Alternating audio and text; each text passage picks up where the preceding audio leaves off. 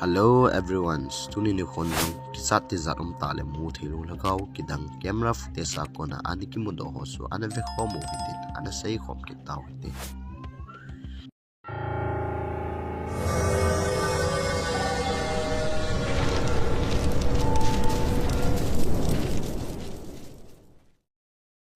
akhat sanna hen England gama kaman keli kitipahin in tha khat ana lo in a ena asun thelgil la gorgit kidang za chom na deilo thil tam ta hi ana hlungzi Athu ke het dodin keli umna ina chun tu kumsigi mosen chun te si kum som sigi la kul hing khat he ama le ma sosai ki bolen ana ki thane tin jong ki sen a hi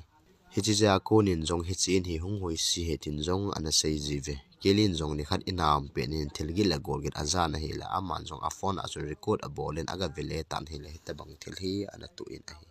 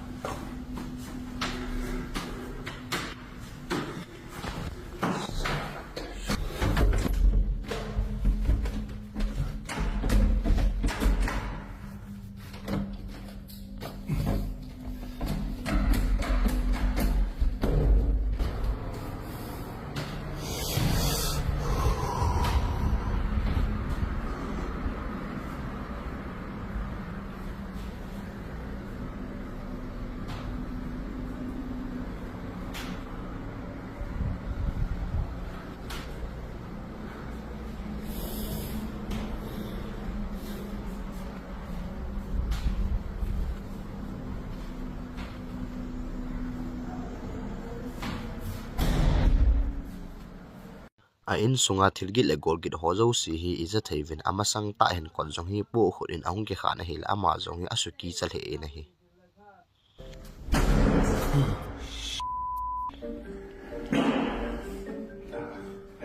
aman jong ai na ke charom ta golgit kidong ho su head dole proof do te deng agu zin chun hila khat he aman jong life abor ta na he la hila chun ki charom ta thil kidang ta khat hi a hen mudo in a hi Kaman nagkatokbal ito. Nagsalayan. Kaya ito. Namana. Nasad. Nagsinang. Kaman yan nagkatokbal ito.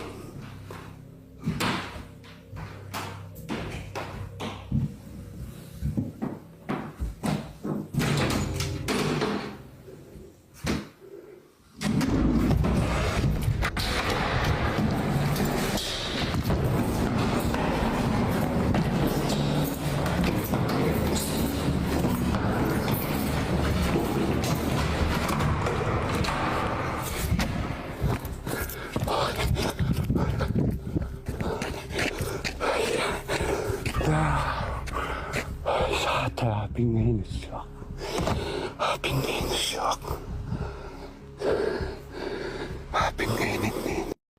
aman jong life abo jing lai te in room dang lang khana thila kile thagin chu aza en aga be phayen a hele kotna ko nin chun kidang te in mi khat in a hin ve in suphan en ma jong ki chat in building a ko nin chun ahung hlei hlain polang so a hin delen a hin polang hlunin aum na room so agal ve ne hela window a ko nin chun mi khat hen ama lam so hoi te en a hin ve danin hun akimothe na hi nangin helai in sunga langjing le kimu lhagao hi ipi hidinga nigin mo em ole hislai ena kumsigi masanga ana cheng masa kum som sigi le kuling ahan ki thatpa te sipa lhagao su ai khadem ani sanna hen Candace Garner kiti nupi nu hila aji pai ne khat ake mangtalo in lui ta khan hen aloi te to party agong uvin hila asun ama le aji pa jong agal hanin a hile Candace en jong hilai party mun ajun alungge la hin ipm khat hin ama he athim vel hi jingdanin khun a hel hi jingin hichena ke panen ama nu jong hi a hin da nup thei ta puin aina jong thilgil la gor ki cha chom chom hoya ana lung ji ta in kor ho jong hi ama semen an ke hong ji na hi ni khat zong ana hon pe nin hin hitabang thil hi ana so in a hi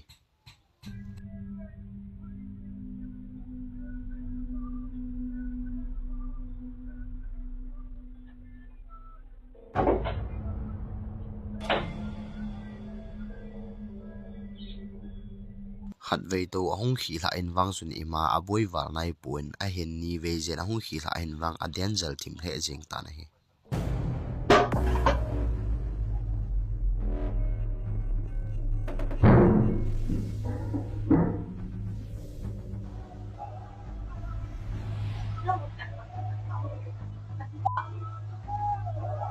ama nu zong ai mu na ong tho do ting zong hen kisu kha ki bo kha na nung ho bugin khon ma ha nung ho hi apuji in ama zong hin hin ha asal he jing ji in hi ne khat command room ma aji pa to alu pet hanin hin cctv footage sa konin hi tabang thil hi mu do thein ano min hi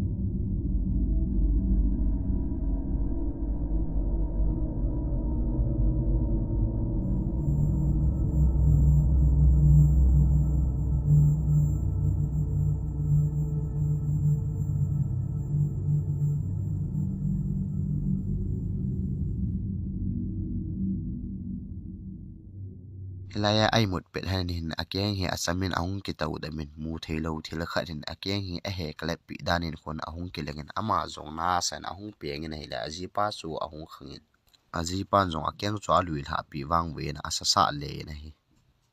hi chi thil hlong ho hi ai na bo hlong hi talovin kendi ama chung nila zong ahung so thain ipi thil su ya idm ti chu long the am le jing tai ole kendi he party manga chini huwa alungge la ipm khanin a hen vedana angai tu lhagao sun ain chani a hen lhuna hi chan ge ya asu a amaya e tek jing na asu boi jing gut a hiden athum channan youtuber adventures ki tipain in luile in ki sei gim nei ta khate export aga boden he let ki charom ta thil lam dang ta khat hi an record do kha in a hi bismillahir rahmanir rahim أعوذ بكلمات الله التامات من شر ما خلق بسم الله بسم الله بسم الله بسم الله بسم الله الرحمن الرحيم أعوذ بكلمات الله ama zong achi phei pen hi le pun ki ka la te na kunin chun numai chapang mel khar hi a hin muzamin ama zong a het hedin chun a kinung hai wang wen hi su a hol le ta ne hi le imat sa mu thei ding in anum kit ta poi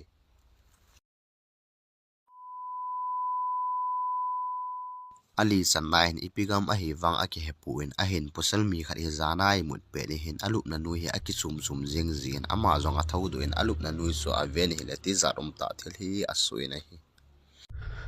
Escucha algo debajo de la cama.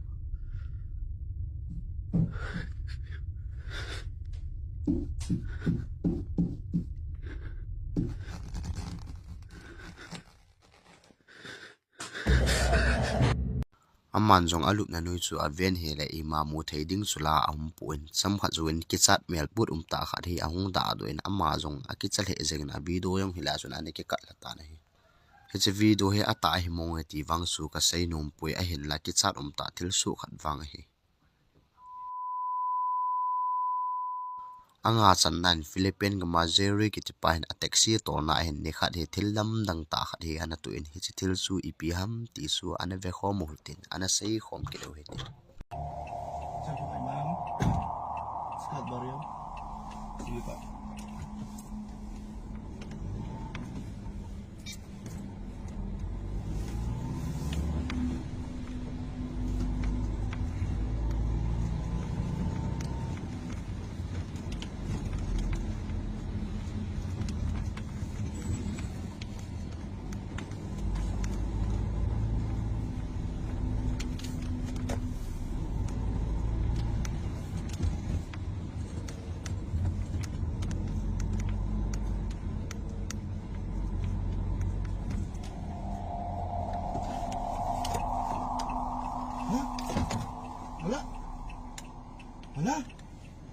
Kupo.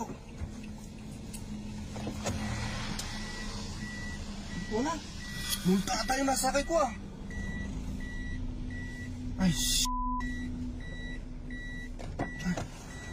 Wala. Wala. Multo yung nasakay ko. Diyos ko. May sumakay kanina. May sumakay kanina. May sumakay kanina pero bakit nawala?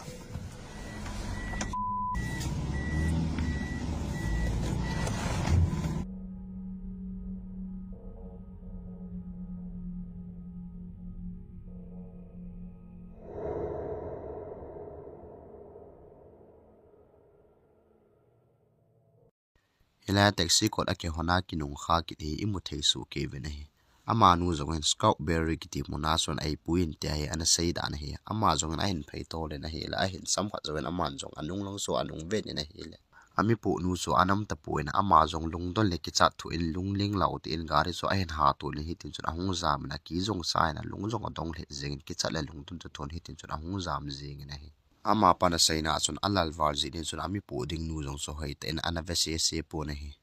nang lunggelin taxi driver zeri hin ipie ki pu kha ahidem ole mu theilo lhagao wa le aki pu kha ahingap dem kathuza dolen he te bang thil zong hi suknu le lam ki ka zong masang lai chun atu kha aum da pu na hi chuzong le he te bang thilo hi itu ting le hin ilunggel zong amoji 18 zong ana sei ji ve agup channa hin Malaysia gama hospital sung khan ahin CCTV footage sa konin patient adam lo khat ko man thil lam dang ta khat hi ani ki mudo in ahi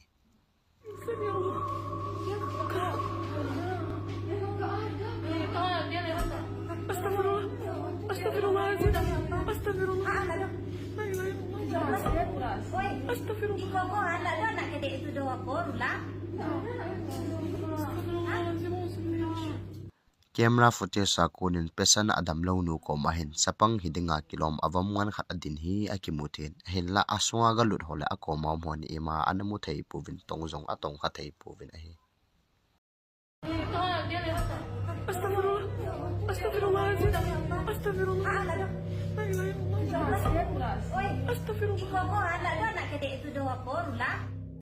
Hilaya akidan na ta so hichi hospital a hit bang til so am zonungun akoma pesan nu hi azingin anethita inahi EPG ahidem nalunggela thil khat be omlom ole hichi nu hi athi di ta zinai hichi sapang lhagao vamin ahunga ahung pui ahi khadem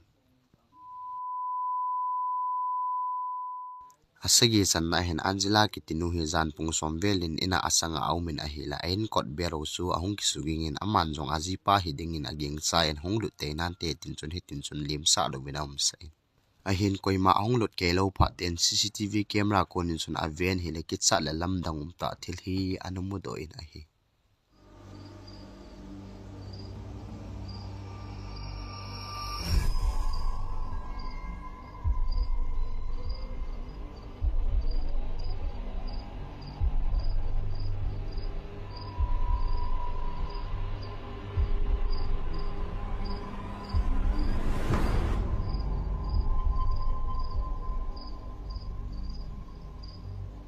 Hilaya hen hoi tan veleu han kwat glass sa kuni hin kwat panga sapang khat adin hi akimuthin ahin hoi tan veleu han cham khat zawin hi che sapang hi all oren amang ki ni na hi Anjilan jong ain wa hi tabang thila hin muda panin chun akichal he zengin jan jong la ai muthei ta puin ina jong in asangin aum nom ji ta pu na hi aman a CCTV koina le amuna mun ahin vat sa chun he thiam theina ding win neu cha ana ve khomo hiti the door that it was like standing inside. We don't have anything or keep anything in this area because it's a walkway and it would be really awkward. And then this is where the security camera is. So when I looked at the footage, I expected to see a person. I didn't expect to see that though. Agit sanahan Japanese YouTuber second board channel kiti pa hin Japan gama yubare kiti mungim nei ta muna hin export anabol gu in Yubara ahin 1985 kuminchun train khat hin gas apon ahin anapo ken hilai achun mi somgup langa zen anathi in agam nei ten jong ake mangtalo train so vet theding in anasim pha ven athi ho mel sin ading le am ho memorial ding in chun hilai achun anakoi dan ta ven hi Second board channel kitipa in jong zanin hilai mun chu export aga borin hi la hit tabang thil hi anatu in ahi. 開いてる。本当に開いてますね。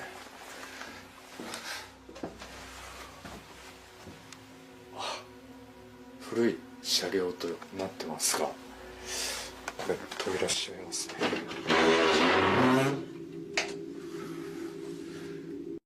Ama sa penen man jong a camera so fit tu sanin thibbe chan sun atawin husan gin ho chu anangai na hi la hit tabang thil gin ho hi asa in ahi.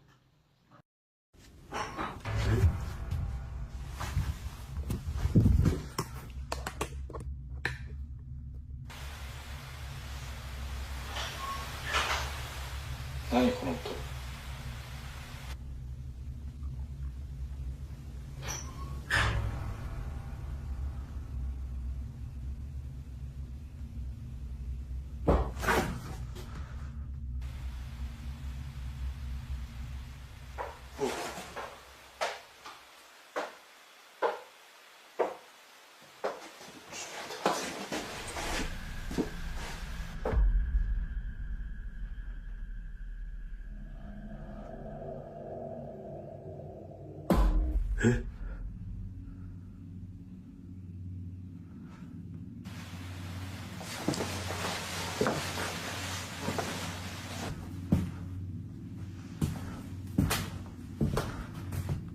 歩く音。